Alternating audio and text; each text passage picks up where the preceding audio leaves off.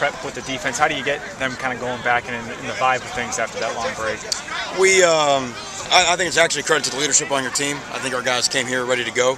I think they respect the time that Coach Mullen gave them to be home for Christmas, and they understood the urgency when we came back here. It was a Tuesday of our work week. So we've had 2 good days in pads, and we come up tomorrow and polish things up and be ready to try. We still believe our best game is out there, and that's our goal for Wednesday afternoon. How does it feel for you to be back here? There's definitely some memories. We stay, not just in terms of staying downtown, being at the same bowl site, but then seeing some of the guys last night.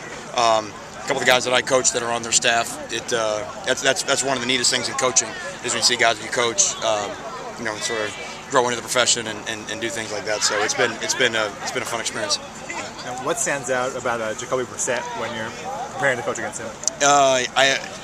I don't remember going against someone that is as versatile in terms of his ability to hurt you in so many ways. He's a hard guy to tackle. He can extend plays. Can scramble the run, scramble the throw. So there's a lot of things in terms of the stress he puts on your defense. And then he's an older guy, just like our guy.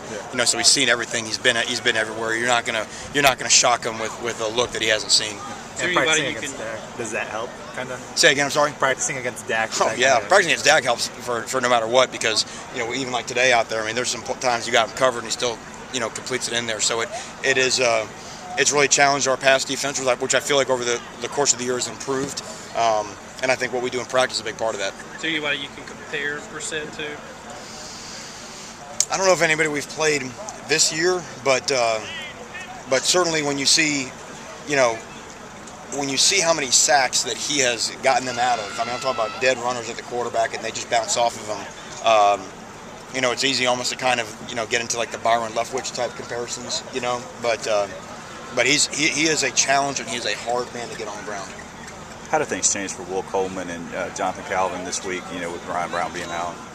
Well, they, their role, because Ryan was really limited basically through the month of November, so their role in practice really increased during that time.